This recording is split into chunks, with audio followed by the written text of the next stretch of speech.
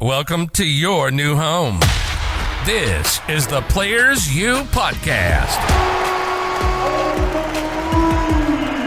Bringing players together in business, sports, media, and entertainment. Players U. For the players, by the players. By the players. Let's do the damn thing. Here's your hosts, Thornton and Tyson. Black coach, I always got to support it. You know what I'm saying? And, you know, with that said, I think that brings us to our guest, you know, Ren. Yes, sir. We got, like I told you all before, we got a great guest tonight. And our guest is a great friend of Players U Podcast, the man I call my brother from another mother, Lamar Thornton. He's going into his fourth season as the assistant coach at Ohio University. Lamar is an integral part of the Bobcats returning to the NCAA tournament in 2021. One of his many strengths is skill development, where he helped Jason Preston get drafted 33rd by the Los Angeles Clippers in 2021. Not to mention, Preston has been the only Ohio University player to be drafted since 2003. And lastly, many people probably don't know this, but Lamar and I started IBT Academy together, one of the top basketball skill development programs in Ohio. And not to mention, we also coach AAU together with the Mustang Ballers. We all we got. Yes, sir. Please welcome Lamar Thornton to the Players U Podcast. Yes, sir. Yeah. Man, that was one hell of an introduction. My goodness, I appreciate that. I appreciate it. What's No up, problem, guys? man. How you doing today, man? Good, man. Good. Can't complain. Great. And even if I tried to complain, no one's there to listen to you. So I'm good. I'm great. Nah, you're right about that. So we just want to dive right into it, man. I got a quick question for you. So, now that we live in the world of NIL, how has NIL affected your recruiting process in terms of, are kids now looking to see how much money they can acquire? Or has your strategy changed, or just has your processes changed throughout the NIL? I think the biggest thing about the NIL is now it's to the point where you need to educate yourself on what is it, and what it is a partnership, right? It's a business partnership, and when you're talking to different families, you're talking to different recruits. Some parents, some kids, it's important to them. If it's important to them, then you need to dive deep into it. And you need to have a platform ready and a module, set that's going to make them successful in that field, in that area. For some parents, for some recruits, it's not as imperative as you think. So I think the biggest thing is just understanding what the NIL is, for that kid, for that family. Now moving forward, then it's like, okay, now it's like, that recruit needs to understand this is a partnership, and it's a two-way street. They're looking for something, and you're looking for something as well. So I think that all of that ties into play. But I don't think it really changed anything. Now you're in a situation, and depending on what market you're in, depending on what university you're at, and what type of branding your university is doing, it's beneficial. It's giving you a competitive advantage. In the not only in your conference, but overall, so you're able to kind of go out of your region a little bit and get kids from a Texas or Florida, Georgia area. So I think it all depends. I think it all depends on the kid. I think it all depends on the program. I think now you see programs getting ahead of it. They're hiring a chief of staff and a marketing director and things in that nature. So it's like, if you're able to get ahead of it, you got to do it. It's part of it. So it's like the transfer portal. So like the quicker you can pivot and adjust, the more success your program is going to have. If you're not able to catch up to speed, with the NIL, then you're just kind of circling the wagon and just dragging your feet. So I like that. Yeah, that's some good insight, man. When I hear you talk about having things set up in place, what type of things does Ohio University, have for a top recruit in Ohio or a top recruit in Illinois that may be interested in coming? Is it more personalized, or y'all kind of have things set for guys? So we actually use a platform that, business people, donors, they're going to a specific website in each player from each team. This is from women's soccer to football. It's a platform. It's a one-stop shop where I can go to the website and I'm looking at different player profiles. So they have their graphics up, they have their videos up of their, of them participating in their sport, and it's everything I need to know about, player A, player B, where they're from, stats, how do their stats compete or compare to other players in that league, other players that's been here, from a global standpoint. And it's like, if I'm working at, if I'm a, Sam's Club Toyota, right? Yes. Just throwing some generic name out there. If I'm Sam's Club Toyota and I want a partnership with a premier basketball player, right? I want to be associated with the basketball program.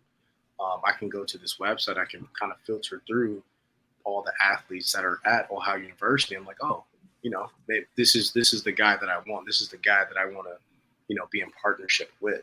So we're doing things that are kind of creative and innovative in our, especially in the Mid-American Conference and the MAC. So just trying to get ourselves as a university just a competitive advantage. Absolutely. If y'all are able to, feel free to share that website for other prospective business owners or, donors that may be interested in helping boost up the program. On this platform, it's Players U. We're here Absolutely. to educate players, I'm saying, in sports, business, media, entertainment. And I think the 21st century athlete is just a little bit different than before, like It's crazy. it's insane. When I was at Wright State, not that long ago, 10 years ago or so, it was, we couldn't imagine a day of us getting anything, you know what I'm saying, besides whatever our sponsor was. And that was limited, Mm-hmm. So like, how much has the player changed in your mind with the NIL deal? So I'll say this first. So that website is ohiobobcats.com/exchange. So you can go on that website and you can see all the NIL, potential partnerships that you can do with the athletes. But to answer your question, I think now the power is more, it's more towards the players now, right? So it's giving the players a little bit more freedom, a little bit more accountability, more ownership. So it's like if you right, everyone says they want to be a pro. I get it. Everyone truly doesn't want to be a pro. Right. So at the same time, though, everyone is going to school for an education. So now, when you're sitting in that, that general ed class, or you're sitting in that business class and that communication class and that marketing class, well, now you have an opportunity to actually utilize what you're learning, and you can practice it. You can mold whatever it is that you really want to do outside of college, outside of athletics. And with the NIL, you have the opportunity now, you have the avenue to just participate in that, to exercise that option, right? And obviously the NIL, it's different tiers to it, right? When you look at the quarterback from Ohio State, you look at the Nigel Pack from Miami. It's these things, there's tiers to it, right? Everyone's not getting those type of deals. That's a small percentage of it. But there's other groups, there's other tiers that are getting the Cadoba Mills, the local deli shop, the for you talk about, you look at all the NIL deals that are going on. You got the Boost Mobile, right? You got clothing brands. You have black hair products, for student athletes. So like, there's different tiers to it. So if you have a professional approach to the NIL and you handle your business on your field, whatever your field is, the NIL stuff is going to happen. It's going to take care of itself, right? So if you're a superior athlete and you're a superior person, you have superior character, the NIL is going to take care of itself. Yeah, Ren, I want to let you go. I got something to say about that. It's funny. You think about you mentioned what's the quarterback at Ohio State? CJ Stroud. CJ, right? It's so funny because at the beginning of his career, like the very beginning of the season, people weren't sold on him. You know what I'm saying? They weren't. He struggled a little bit. He got better. He really started to dominate. You could see the potential in him. You know what I'm saying? He's going to be one of those guys that going to get his name called on first day. But he in a Bentley now. You know what I'm saying? He got choices between a Bentley and a G-Wagon in just a year ago. Not even a year ago. We talking probably like 9 months. Nobody even knew if he was even going to stick. This is the difference of just the difference in the world we live in now with social media and all of these things, It's and to add to that, DC, it's like now these guys who are getting these extravagant NIL deals, these guys are pioneers now. So the way they respond to this is going to either hurt the next person behind them or it's either going to elevate it. So these pioneers, they have to do it the right way. They have to handle, these opportunities the right way. They still have to be humble and you have to show gratitude. And it's like your performance, it's going to be more calculated now. It's going to be everyone's going to be hands-on if you have a good game, a bad game, every rep counts now. So it's more like pressure. That pressure is going to open up more doors, right? And now you're dealing with more, in regards to just mental health. Like now you got that. That's a whole avenue. That's and then huge it's like right there. You still got to handle the academics. You still got to handle the day to day. And it's like, everyone wants this, and it's like this is beautiful. This is beautiful for student athletes. It's something that you have to be mature. You got to have a mature approach, and it's like you need to have your Coach Bowles, our head coach at Ohio University. He says this all the time. Don't have a circle, have a period, have a dot. So like that group, your group needs to be solid. Your group got to be solid, So let's see who's a pro now. This is pro sports now. All y'all dudes that want to go pro, want to go overseas, want to go to the NFL, want to go to the NBA, don't perform after they gave you $1 million. Don't perform after they gave you $100,000. Yeah. Do it then. You got bills now. You got car. You can't go back to a Honda now. Now what we gonna do? It's not even personal. It's all situational. So you got family reaching out. You got people needing stuff. You know what I'm saying? And like you don't know how to manage money. You don't know what you're doing. So I tell all the guys, like if you wanted to be a pro before, college is pro sports now. You know what I'm saying? Even though I do think the NCAA still should pay guys a salary, but that's for another conversation. You know what I mean? But you a pro. Like if you really like that, put your work in and treat it like a pro. Like school is just as important. Putting in extra work is just as important. The least thing that you should worry about is that car. You know what I'm saying? To go back to what you said, DC, and like it's, you said the student athletes to get a salary. And it's like with the NIL, with the cost of attendance, with if you qualify for Pell, if you and now the NCAA they made a rule like it's called an academic award, pretty much. So. If you make it to your tutoring appointments and you get an A or a B or you get this GPA, you're getting academic award money.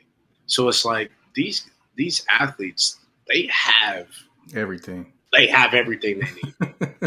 They make more than the coaches now. You have NIL, you have cost of attendance, you have your academic award. You have, if you qualify for Pell, you got free books, you got free housing, you have unlimited resources in regards to just taking care of your body, right? You got the athletic training center, you're taking care of your strength and conditioning, you got your nutrition, right? And then it's on top of that, right? Now, most universities, most programs, they're having someone there in regards to mental health. Right. So now you have an avenue to just communicate. right? So you can have that clarity, you can recalibrate, you can get back on alignment. And then on top of that, right, you have the free education with the unlimited resources in regards to academics and tutors and whatever you need. Our culture should be shifting because of student athletes. Like, when we get on the playground, or you get on the whatever field it is that you're performing on, it's like gender don't matter, religion don't matter, social status don't matter.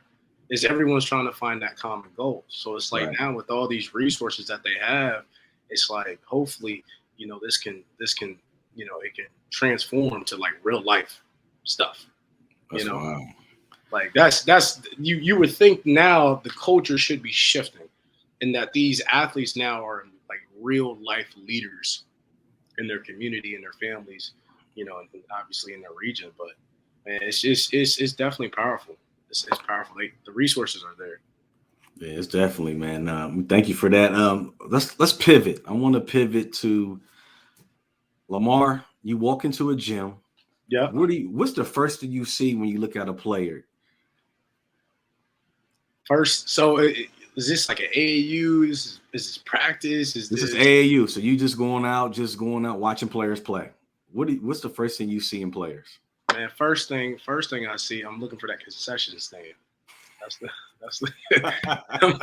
I'm looking for the concession stand. But you got to get out the concession, man. I love it. I let it have some gum, water, any like Skittles, Airheads. Yeah. How do you do with the Skittles? Yeah, I like to have just a little packet of those. But got you. Yeah, I go to the gym. Obviously, so I like to do my work beforehand. So if I'm really watching someone, I'm locking in. Like one, they've put a name to my face, a face to a name. We've already been on FaceTime. We've already had Zooms. You've been on campus. I've been in your school. Been inside your home. Like we've had countless face-to-face interactions, right? And with everything on your phone and social media, there's nothing like to not FaceTime a kid is ridiculous. To not, respond to the story that he's posting or his IG live is just absolutely ridiculous. Yeah. So you're always connected to that, from that point. So when I walk into the gym, it's like he knows I'm there. I'm not there to eval. I'm there because one, I see value. Two, like there's some partnership that I'm trying to solidify, and we've already established that. And he knows I'm trying to earn his trust, and he's trying to earn mine. So when he's playing, I'm watching to help him. Gotcha. I'm taking notes on everything, from every possession he had, from every body language that I saw, on how he responded to adversity, how he responded to success, how he didn't respond to his teammates' success.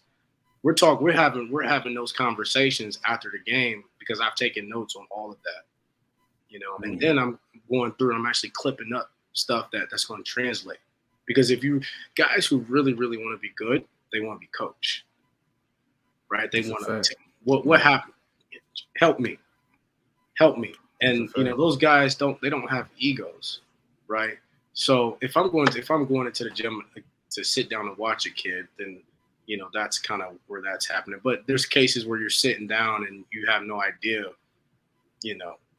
who the kid is. That's AAU, right? You got some teams and you stumble on the court. So the things I look for, biggest thing for me is like it's not about me, it's about the head coach. So as assistants, we're pretty much extensions from our head coach. We're consultants, right? That's who we are. So it's like I got to find the right guys that can play for him and that he can coach. And I think the biggest thing is that you got to be around these dudes every day, right? So you got Christmas with them, Thanksgiving with them, New Year's with them.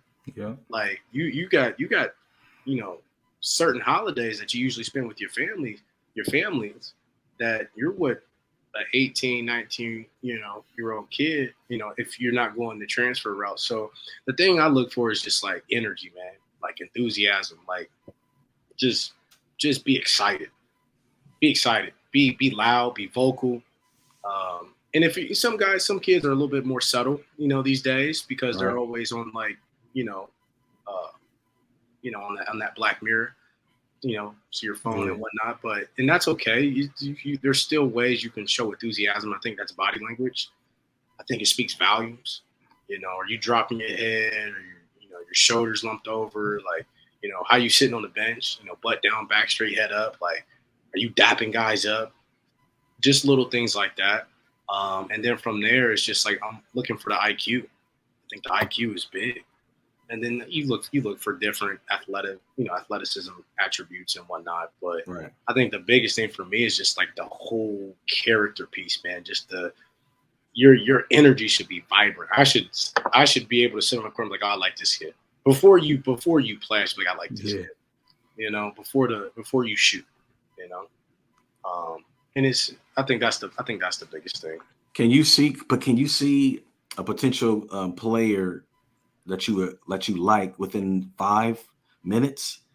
Absolutely. Okay. Absolutely. I look for absolutes, man.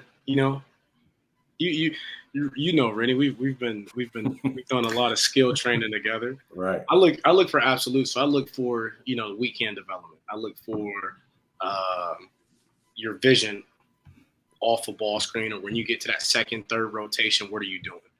I look for your footwork. I look for the shooting, right? And a lot of guys, they might, if your base and balance is off, right, but you're confident enough to shoot it, I can work with that. Because now once you get on campus, man, you're making 500 makes a day at minimum. Minimum. Right? That's a minimum. That's just minimum. People don't understand. If you do that for summer 1 and summer 2, from May to September, your shot's going to improve. It has to, right? So it's just like that. It's that sweat equity. So it's like, okay, are you a hard worker? If you're a hard worker and you can listen, oh yeah, we can work with it. We can work with it. So it's like I'm not looking for what you don't have. I'm looking for what is it that you have? And okay, does your character, in regards to what you already have, can we accelerate your progression? And then it's like, can we accelerate your progression to give us what we want, help us win, right? Maintain our culture, enhance our culture. And then what is it that you want? Do you want to play right away? Are you willing to come in and work? Are you looking for more, individual accolades, or are you with the common goal? Like, and it's just little stuff like that. But I would say I look for more so just absolutes, and then obviously you got to be passionate about the game. I mean, there's kids that, you look at them, they look like they love it, and then you get to know them, it's the complete opposite. So it's definitely a unique job. It's dating, man. It's like dating.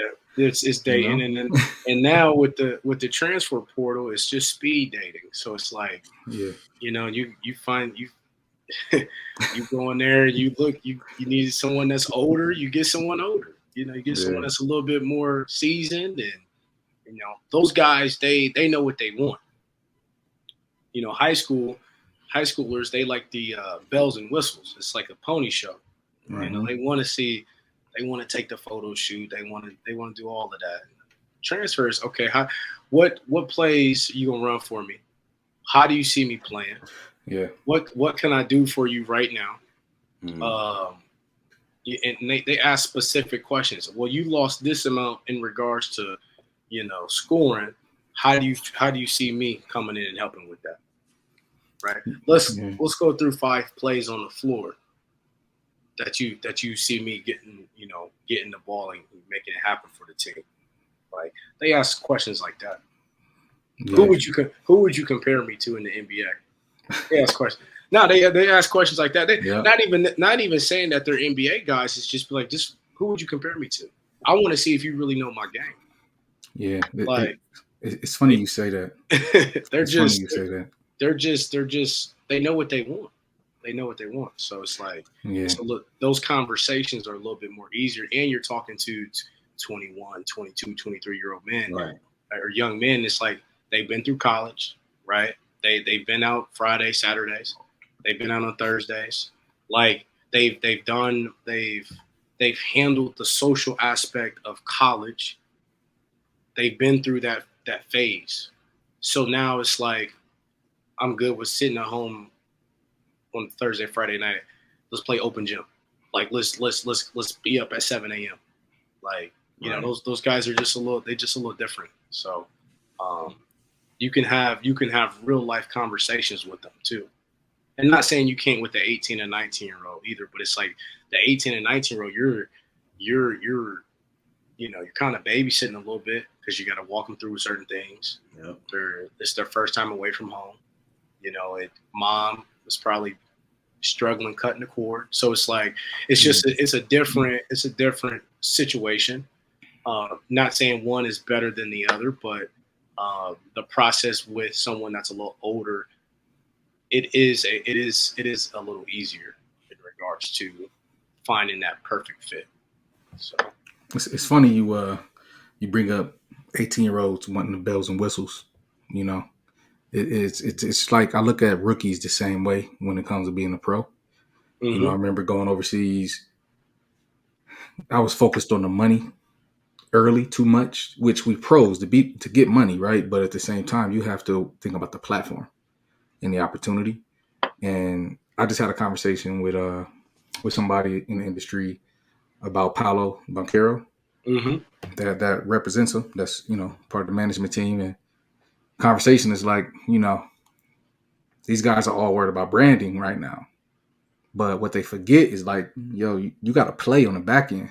Yeah. You got to perform. You got to be a professional. Like, all the glitz and glamours is cool, but like, yo, you got to get on the court. So what are you doing to prepare yourself for 82 plus playoffs, plus summer league, plus preseason? There's a book DC that I have our freshmen read. So guys that in college, everyone's like, college coaches like, well, this is my recruit, that's my recruit. Well, you know, we it's our recruit. At the end of the day, if he scores, we score. If he wins, we win. So, but kids that I built relationships with, and you're like leading that recruiting process.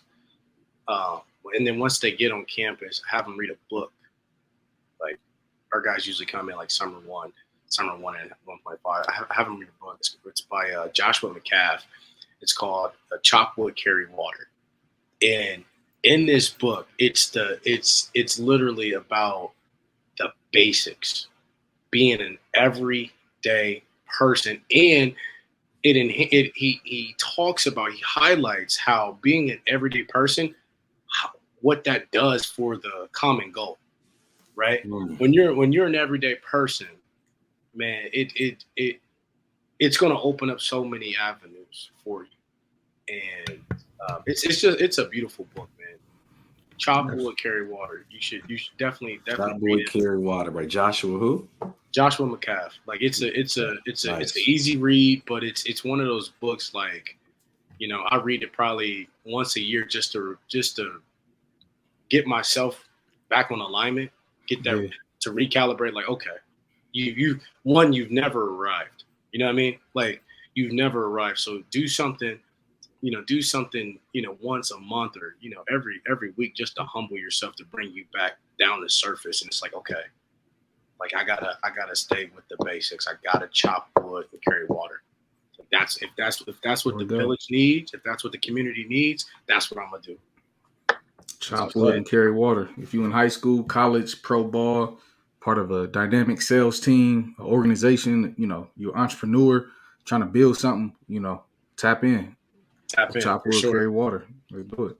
For sure. It's a great read. You can finish it probably in a week. Less than that. It's no excuses, and I'm sure they got an audio book. Oh man, listen, if you listening to the audio, you should be done in 2 days, 2 or 3 days. Listen to it on your commute, walking the dog, working out. Listen to it. I challenge y'all, finish it in 1 week. Let's do it. It's worth it, man. It's a beautiful read. It really is. Nice. Ren, what's good? So, we want to ask you another question, man. Man, keep them coming. That's what we want to go with. right now. Do it. As you go through this, as you go through your daily process of assistant coach and your recruiting, I mean, what is your daily, I would say your daily process as an assistant basketball coach? Yeah. What's your daily process of getting prepared for the day and also practice, recruiting, and then game day? I mean, what's your Yeah. process? And before you answer that, Lamar, I just Okay. want to say, like, I think this is an important question because as a former athlete in college, pro, all of that, we truly don't know what our coaches do to get us on court. Like, Yeah. honestly, we think about Yeah. ourselves a lot. Like, we thinking about, okay, practice is at 2:00. Let me get in at 1 or 12:45. Get taped. Get ready. Okay, I got to do these things. Cool. After practice, I might get shots up with the coach. Okay, we got training table. Like, that's how we see the world as players. Yeah. We don't see like everything y'all have done probably since whatever time. But yeah, break that down, man. So I'll go. I'm gonna say game day. I'm gonna start game day and then I'll talk about different scenarios from there. Okay. For me, game days is a day where it's not about me. It's I want to make sure my boss he's in a good mindset, and then I want to make sure the guys are just fresh mentally. So it could be from, making sure, hey, how was class today? Let's talk about that. Let's make because they had class, so I want to talk about what's going on in their minds in regards to class. How's the family? Family's doing good. Maybe follow up with parents. The night before, they probably had some type of conversation, mom or dad or grandmother knew something that you can get ahead of it before tip off to clear his mind. How's the relationship, right? All those little things, just trying to make sure that's in alignment, right? Right. Because you'll be surprised, it could be from I had a flat tire and you went 0 for 15, 0 for 14 tonight, and because you've been thinking about the flat tire all day, trying to figure out how I'm gonna get that fixed. And as little as that may be, that's very big to them. Yeah. So I'm trying to figure that out.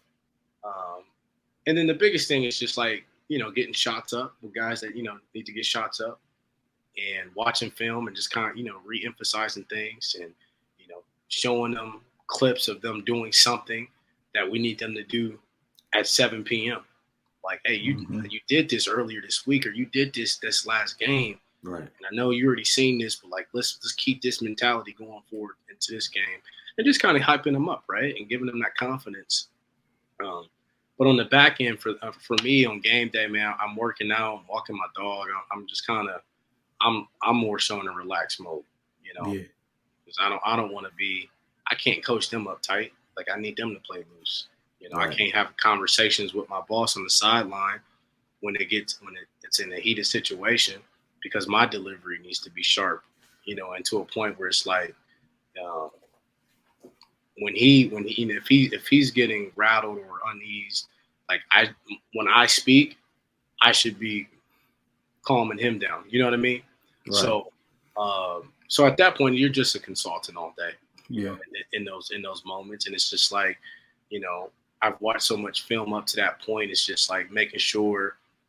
So I'm on the defensive end, so just making sure I'm able to for any type of adjustments offensively that they might make or different lineups that they might put on the floor. And most coaches have flows. Like at this part of the game, they're gonna end up going to this lineup, and this part of the game he likes going to this, special play, or he wants to focus on this concept towards the end of the half. Like, so just being ready for those moments. But overall, just like as a coach, I mean, we do a lot. I mean, we watch a lot of film. Subtly, we just watch a lot of film. Like, because of synergy, like you're watching countless hours of film, and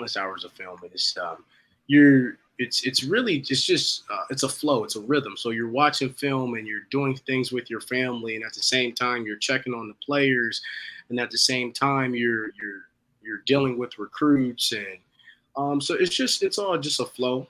It's a flow, but it's a lot. It's a lot like any other job, but it's a job that's very unique and specific to dealing with people. So you have to be great at dealing with people, Right. Yeah. So it's a very tender job too. So it's like your bad day could easily affect multiple people, right? Just depending on how you speak to a kid or your delivery, or that kid's gonna remember that. And that's going to ruin the relationship for when you're asking him to skinny up and get through that screen. He's going to look at you like you're crazy. You know what I mean? Because like, so it's like it's the ability to earn trust, and it's like once that trust factor is there, they'll do anything for you. So it's like you have to be a genuine human to these athletes, and it's like everything on the back end is going to lead up to what you need them to do every day. And it's just like sweat equity. So it's just, you watch film, you watch as much film as possible, because as a coach, you're trying to get better. You read as many books and you listen to different podcasts, because you're trying to get a different insight just on life, just on how to communicate with others, and different perspectives is everything, right? And just so to answer your question, like from a college coach perspective, you're doing a lot, man. You're doing a lot. Like there's so much on the back end. You just don't roll up to the gym and you have practice. Like everything is prepped, because you're dealing with time and you're dealing with people, so you have to be very, very delicate. And when you're handling humans, right? Because I'm trying to motivate you and persuade you to do something that we want, because we believe this is going to make us successful.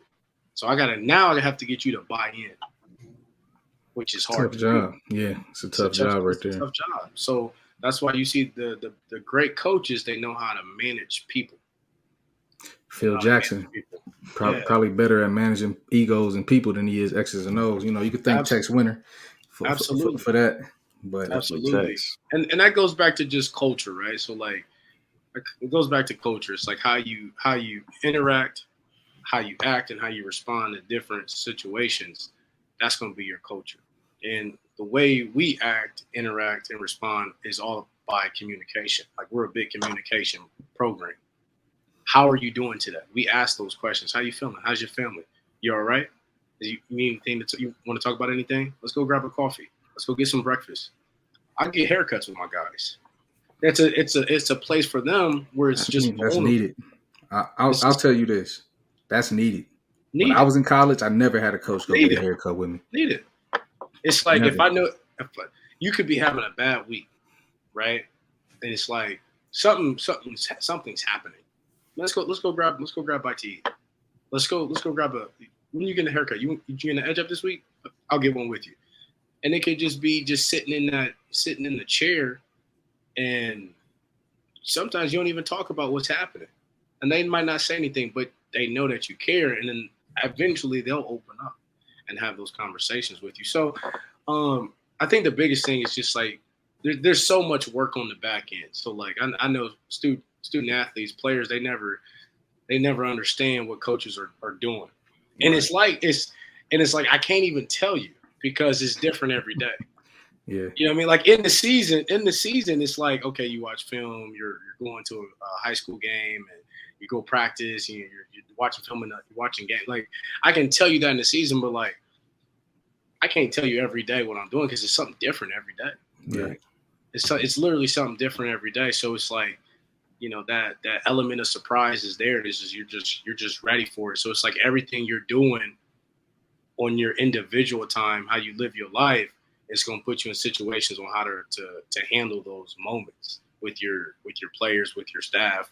You know what I mean? So it's like we don't have egos, man. We don't have egos, and it's we're big on communication. We're big on positivity.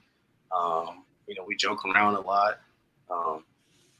It's like if an idea gets shut down, it gets shut down. If my plan worked or somebody's plan worked and didn't work. It is what it is, and you just move on to the next one because we're just trying to win. And we've done a good job with that, So, but yeah, I hopefully that helped. That answered it. I know I did. Yeah, it was all over the place, but like I can't. I really can't. Like I'm thinking, like I can't tell you what I do every day. It's literally it's something different every day. Oh yeah. We definitely understand. Yeah, it's different every day. But my thing is, I like to be in the trenches with the guys. So I'm like, I want to when they got lifting at 7, I'm gonna be there at 7. I necessarily ain't got to lift with them, but they gonna see me working when they working. Gotcha. When they in the weight room doing something, I'm gonna be running on the treadmill. When they around when I'm in the gym, like they know, like I'll rebound, I'll pass, I'll do whatever y'all need. If you want to work out, you ask me to work out. When I grab you, I'm doing something specific with you. And I only need like 15, 20 minutes. I don't need too much of your time. Right. Like, just it's a sweat equity thing. If you do it every day, you're bound to get better. You're bound to see improvement. So putting that time in, working your way to head coach. I see it already. I see it. I like it. I like it. I like it. For sure. So we got about a couple more questions for you, Lamar. Yeah, let's do it. So, how do you go about preparing your players to be professional basketball players? DC, you could probably chime in this as well. Yeah. And what are the things that you focus on to get those guys prepared for the next level? Being an everyday guy in general. Chop wood, carry water, be an everyday guy. Make it to your academic meetings on time. Be prepared for study hall. Be prepared for class. Sit in the front. Have a rapport with your professor. Mm-hmm. Stop in by the offices every day. When you see the secretary, say good morning. Say how are you. Ask them how your day's going. When you're walking around campus, don't have bad head. You know what I mean? Like, be sharp, be presentable. Be ready to have a conversation with anybody, and be excited about that conversation. Just like it's very simple stuff. Simple stuff. Like you talk to coaches all the time in NBA. The difference between an NBA guy and a G League guy is as simple as not responding to a text. Like NBA guys in the NBA, they care about time, right? Mm-hmm. So when their coach texts them or trainer texts, shoots them a text, it's a response. Phone call, text, it's a response. FaceTime. Like guys in the G League, they respond 2 days later. They don't value time. NBA coach said that to me one time. He said the difference between an NBA player and a G League player is as simple as responding to a text. That's crazy. Yeah, it's big you say that.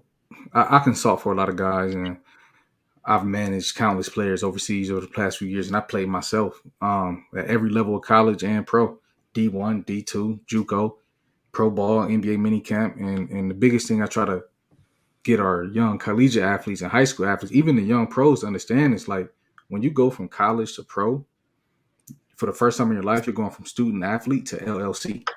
Yeah. So it's now 100%. Student athlete Lamar Thornton to LLC Lamar Thornton. How are you running your business? And my uncle told me something when I was younger that really resonated with me. He was like, you're not going to be a pro until you are. 100%. And what that means is treat the game every day right now while you in college as a professional. You know what I'm saying? So like Lamar mentioned film and making sure he's making his coach happy and understanding that culture, multiple times. So it's like, how many hours of film are y'all watching? I tell my guys right now, like, look, if you want to be good at this and you really want to like carve out a career, you should watch at least one game or some type of film every single day. DC, to add to like literally to add to what you just said. So I tell my guys this: when you look on your phone, every iPhone tells you screen time. It tells you how many hours you've been on your phone. It tells you how many hours you've been on Instagram. Whatever that time says for Instagram, and TikTok, and Twitter, and Snapchat should be as equal to how much film you're watching. Yeah. And when I say film, I'm not saying you have to watch a full game. Exactly. Breakdowns. I'm not What got saying synergy?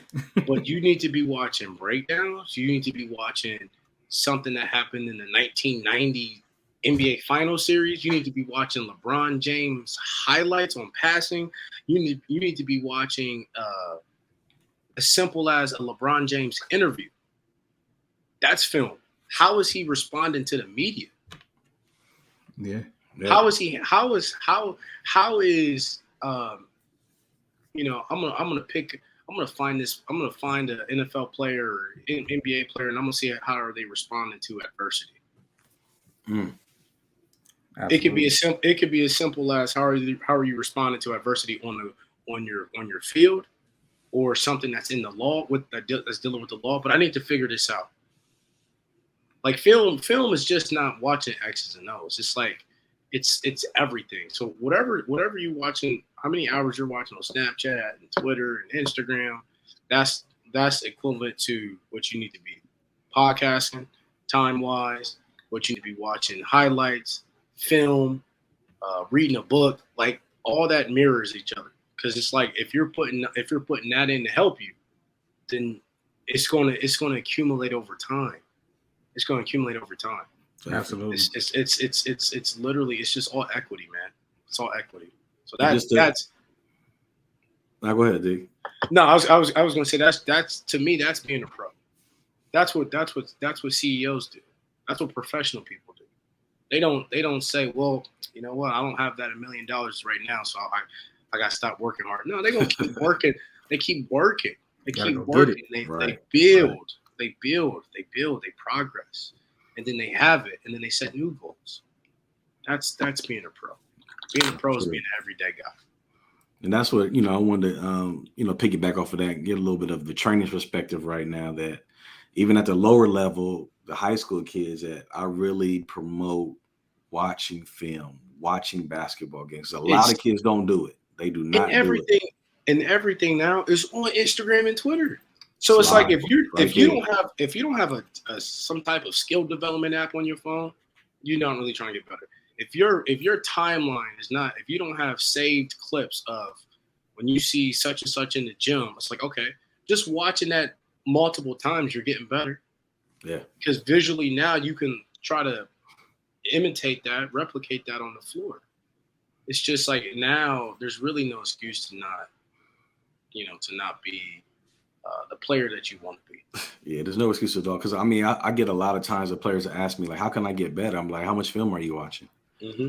They're like, "Not really, not that much." I'll say, "How much time you been on the phone?" 7 hours and 5 minutes. You've been on the phone that long, but you can't get better by just opening an app up or watching some YouTube. Because everybody's on YouTube. Just watch a clip, watch a highlight. And maybe as coaches and as mentors, maybe we're saying it wrong. You know what I mean? Like maybe we need to stop saying film, because when you say film, it just gives a boring connotation to it. So like, what are you doing to develop your game? What are you doing to become a well-rounded basketball player? What are you doing to be a superior athlete? And it's like there's so many different avenues to do that. So maybe it's on us, man. Like, maybe we'll take that out. We'll take the blame. I got a couple more questions for you too. Around development, spending time overseas, and then if you look at the NBA right now, there's a lot of the top guys are international guys. You look at Giannis, MVP, champion. You look at Luka, on his way to an MVP. You look at Jokic, back-to-back MVP. You look at Pascal Siakam. You look at Joel Embiid. You look at all these. Even a guy like Kyrie Irving spent a lot of time outside of this country. The list goes on and on. Do you watch any EuroLeague basketball? Absolutely. I follow several accounts on my Twitter, and just I love when they share concepts, right? And they talk about it, and because the thing about that, they work on skill when the kids actually start playing basketball. Like their skill is huge, and it's like if you get with a trainer and you're only working on stuff with the basketball, like your trainer's doing you a disservice. Like, you got to work on how to play without the ball. And that's how you know if a kid's going to be really good. Like, if you know how to play without the basketball, if you know how to play 2 to 3 positions away from the ball, you're going to be a good basketball player. And Absolutely. it's actually remarkable how they play the game. Yeah. Me and Ren were just having this conversation the other day. Last question I want to give you. In the world of, like, you're getting a lot of former players like becoming coaches. Mm-hmm. You see Darvin Ham in LA. Yeah. You got Jerry Stackhouse. You know what I'm saying? You got Penny Hardaway. You got guys like, Chris Quinn from Columbus, who's interviewing for the Utah Jazz right now. You know, from yourself, you know, what do you think the difference, like, how do you set yourself apart? Or what's the difference between you maybe not having that experience at the higher levels playing allows you to compete with these guys or even beat them? You know what I mean? I think, you know, as a player, when you're recruiting a kid, and I know you've probably come across this, but like we look at like, okay, I know Jerry Stackhouse has been in this situation, so I want to go play for him. Yeah. You know what I'm saying? Like, what do you say to that? Man, I think it's great that you asked that, because like I knew going into coaching I didn't play. You know what I mean? And I never took it as a crutch.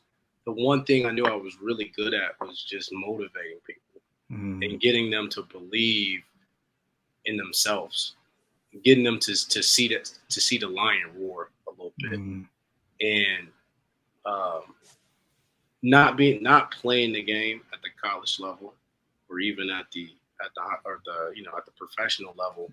It's like there's things that someone can demonstrate that I can't demonstrate. But in regards to teaching, you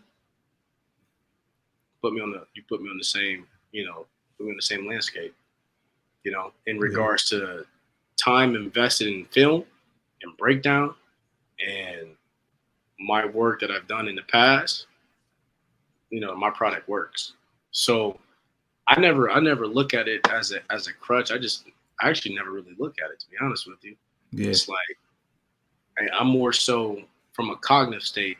That's what I'm trying to get you to grasp. It's like, can you control your thoughts? Can you control how your mind works? Can you control what you can control? And if you can do that, you're gonna be a beast. That's real. You're gonna go far. And you don't need someone to, you know, tell you how to do certain, you know, movements. You know, you playing with force, or you're gonna be a dude. You playing with intensity, playing with some passion, you know, you're coachable, like stuff like that. So I guess to answer your question is I think there's a lot of me out there. You know, now, or is there a lot of me that you know, that are successful or non-successful? I don't know. Yeah, it depends on what you consider successful or not. But there's definitely, I think there's a lot of me in this industry, in this you know, in this sport. Absolutely, I agree. I mean, you look at the success y'all have had. You know, not only at Ohio but at Stony Brook, at Hargrave before that. You know, we're Toledo before that. You know what I'm saying? We can just go down the list. And, for sure, you know, I played for a college coach, Coach Brad Brownell, who's at Clemson. You know, he's been at Clemson for about, 12 years now. He played Division III basketball. Didn't even play pro. But he's one of the brightest basketball minds we have, you know, in the country. Yeah, I mean, he got one of the safest jobs in the world, too, because you got to – hey, if you finish fourth behind Coach K, Roy Williams, Boeheim, like, ain't nobody gonna say nothing. But it's a football school too, right? Football school, yeah. Hey, so, but yeah, I appreciate that answer for real, man. You know, y'all been doing some great things. Absolutely, I appreciate y'all, man. This is fun for sure. Hey, man, hey Lamar, we just truly say thank you to you, brother.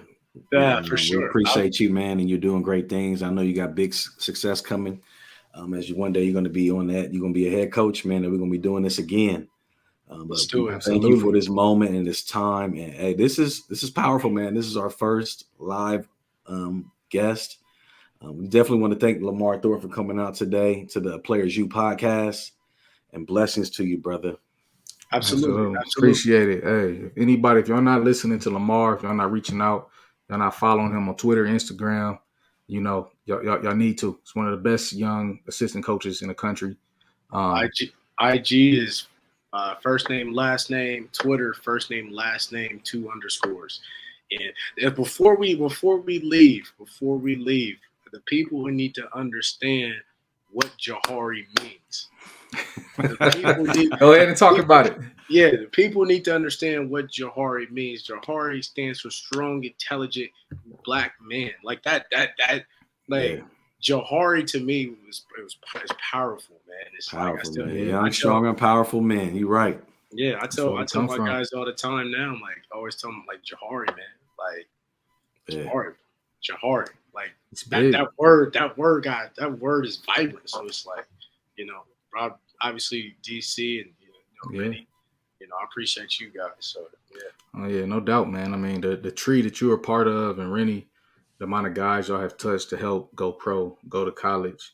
I mean, that list is long, and a lot of people might not understand whether you in Ohio, where we from, Columbus, or you just in this college basketball, high school basketball, pro basketball community or fraternity, I like to call it, because it's a real fraternity. There's nothing else like it. It's only a select amount of people in the world that can do what we do, whether coach it or play it, right? So if you're developing talent in that area, I mean, big ups, and I know you've done that. Your name is stamped in the city. From what I'm hearing, it's stamped in the coaching circles. But we could talk about that another conversation. It already is. I told you. Up next, he's up next. Sure. Listen, we just working on we're in that fraternity of just life, man. Just living life and trying to do it the right way and just enjoying life, man. Let's just enjoy it together. There we go. That's what's up, fam. Yeah. Appreciate you, King, man. Yes, sir. Yes, sir. Have a great week, man. I appreciate y'all. All right, fellas. Peace. Great work. Players U. You've been listening to the Players U podcast. For the players, by the players. Carthorne is an ex-overseas pro basketball player and manager. And Tyson is a trainer, coach, and sports management league developer. So you might say they're qualified to talk about it. We hope you enjoyed the show. We know we had a blast. Make sure to like, rate, and review the show. We'll be back soon. But in the meantime, hit us up on Instagram and Twitter at Players U Media. That's Players, the letter U, Media. Y'all be cool. See you next time.